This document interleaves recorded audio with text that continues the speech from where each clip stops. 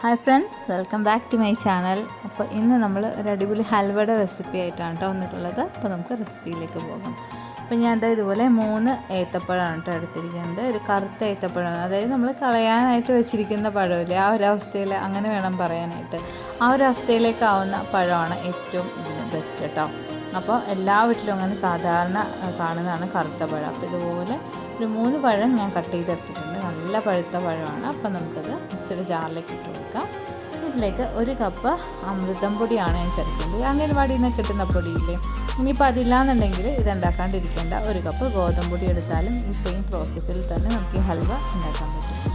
ഇതിലേക്ക് ഒരു ചെറിയ കഷ്ണം ചുക്കാണ് കേട്ടോ ഇടുന്നത്.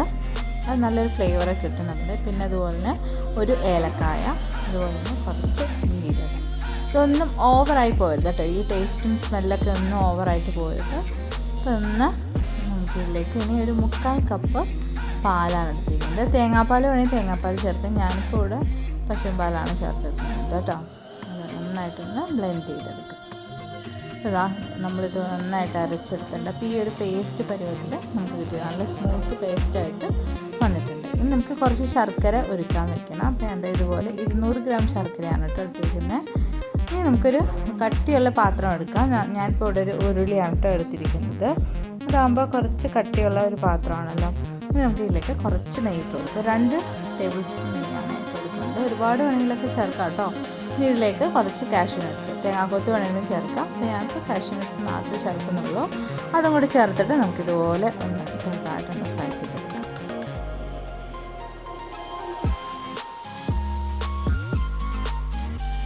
അപ്പോൾ നമ്മൾ കാഷ്യൂ നട്ട്സൊക്കെ ഫ്രൈ ചെയ്ത് മാറ്റിയിട്ടുണ്ട്. ഇനി ഇതിലേക്ക് നമ്മൾ അരച്ച് വെച്ച പേസ്റ്റ് കൂടി ഇങ്ങനെ ചേർത്ത് കൊടുക്കുകയാണ്. അപ്പോൾ ഉണ്ട് സൈഡിൽ നിന്നൊക്കെ ആ നെയ്യ് നെയ്യ് ഇങ്ങനെ ചൂടായിരിക്കുന്നതുകൊണ്ട് തന്നെ പെട്ടെന്ന് തന്നെ ആ നമ്മൾ ഒഴിച്ച മിക്സ് ഉണ്ടല്ലോ ഇങ്ങനെ തിളച്ച് വരികയാണ്. പെട്ടെന്ന് തന്നെ കയ്യിൽ വെച്ചിട്ട് നന്നായിട്ട് മിക്സ് ചെയ്ത് യോജിപ്പിച്ചൊക്കെ എടുക്കുക. അല്ലാന്നുണ്ടെങ്കിൽ പെട്ടെന്ന് അടുക്കി പിടിക്കുക. അതാണ് കുറച്ച് കട്ടിയുള്ള പാത്രം എടുക്കാൻ പറ്റുക കേട്ടോ. ഇങ്ങനെ കൈവിടാണ്ട് ഇളക്കിക്കൊണ്ടിരിക്കണേ. ഇതിലേക്ക് നമുക്ക് ശർക്കരപ്പാവ് ചേർത്ത് കൊടുക്കുക. അപ്പോൾ ഞാൻ ശർക്കര എടുത്തിരിക്കുന്നത് അമൃതം പൊടി ആയതുകൊണ്ടാണ് 200 ഗ്രാം ശർക്കര എടുത്തത്. നിങ്ങൾ സാധാ ഗോതമ്പ് പൊടിയാണ് എടുക്കുന്നതെങ്കിൽ കുറച്ചുകൂടെ മധുരം കൂട്ടിയെടുക്കുക കേട്ടോ. അപ്പോൾ ഈ അമൃതം പൊടിക്ക് ഓൾറെഡി കുറച്ച് മധുരം ഉണ്ടാവുമല്ലോ. അപ്പോൾ അതുകൊണ്ടാണ്. ഇനിയിപ്പോൾ നമ്മളിതിങ്ങനെ ചൂടായി വരുന്ന ആ ഒരു സമയത്ത് പെട്ടെന്ന് ശർക്കരപ്പാനിയും കൂടെ ഒഴിക്കുമ്പോൾ കുറച്ച് കട്ടകൾ പോലെ കയ്യിൽ വെച്ച് ഒന്ന് ഉടച്ചെടുക്കുക.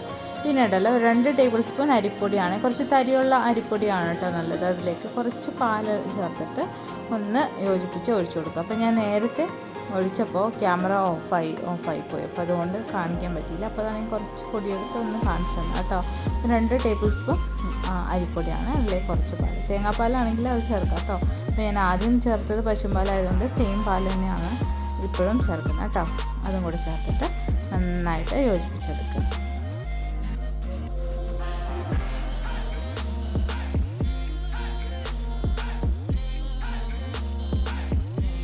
ഇതാ നിങ്ങൾക്ക് കാണുമ്പോൾ തന്നെ മനസ്സിലാവുന്നുണ്ടോ, സൈഡിൽ നിന്നൊക്കെ ഇങ്ങനെ ഉണ്ട് തള പൊട്ടി ഇങ്ങനെ വരുന്നുണ്ട്. അപ്പോൾ നമ്മൾ ഇതുപോലെ സ്പൂൺ വെച്ചിട്ട് അല്ലെങ്കിൽ കയ്യിൽ വെച്ചിട്ട് ഇങ്ങനെ കോരി എടുക്കുമ്പോൾ അതിങ്ങനെ നമ്മുടെ കയ്യിലിൻ്റെ കൂടെ ഇങ്ങനെ പോരണം. അതാണ് അതിൻ്റെ ഒരു പാകം പറയുകയാണെങ്കിൽ. അതിങ്ങനെ ഉരുണ്ട് പോരണം. അതാണ് ഹൽവയുടെ ഒരു പാകം.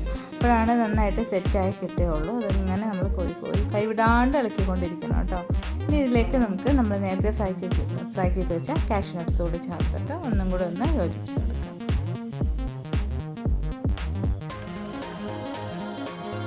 നല്ല പാകത്തിൽ എന്നിട്ടുണ്ട് നമുക്ക് ചെയ്യാം. അപ്പോൾ ഞാനിത് സെറ്റ് ചെയ്യാൻ വേണ്ടിയിട്ട് ഞാൻ ഇതുപോലെ ഒരു അലുമിനിയം പാത്രമാണ് കേട്ടോ. നമ്മുടെ കേക്ക് തിന്നായിട്ടൊക്കെ ഇരിക്കുന്ന പാത്രമാണ് എടുത്തിരിക്കുന്നത്. ഇനിയിപ്പോൾ സ്റ്റീലിൻ്റെ പാത്രമായാലും കുഴപ്പമില്ല. അതിലേക്ക് കുറച്ച് നെയ്യൊന്ന് തടയി കൊടുത്തിട്ടുണ്ട്. ഇനി നമുക്കിതിലേക്ക് നമ്മൾ റെഡിയാക്കി വെച്ചിട്ടുള്ള ഹൽവയുടെ ആ മിക്സ് ഉണ്ടല്ലോ അതങ്ങനെ ഇട്ട് കൊടുക്കാം.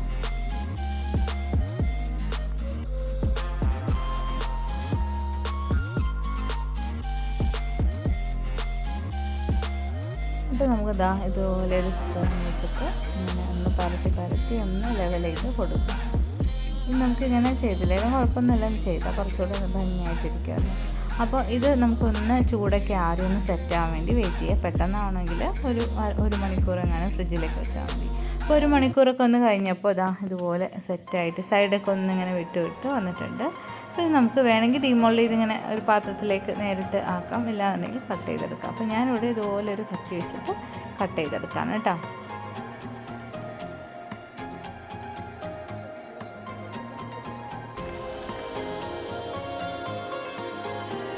അപ്പോൾ നമ്മുടെ ഹൽവ ഫുള്ള് ഇതുപോലെ കട്ട് ചെയ്ത് എടുത്തിട്ടുണ്ട്. ഞാൻ കുറച്ച് കട്ട് ചെയ്തെടുത്തിട്ടുള്ളൂ കേട്ടോ, ബാക്കി പാത്രത്തിൽ ഇതുപോലെ ഇരിക്കുന്നുണ്ട്. അപ്പോൾ നമ്മൾ കുറച്ച് മാത്രം ഇപ്പോൾ കട്ട് ചെയ്തു. അപ്പോൾ അതാ ഇങ്ങനെ ഓരോ പീസുകളായിട്ട് നമുക്ക് കഴിക്കാൻ എടുത്തിട്ടുണ്ട്. അപ്പോൾ നമുക്ക് ഇതുപോലെ ഒന്ന് കുറച്ചൊന്ന് എടുത്ത് കഴിച്ച് നോക്കാം.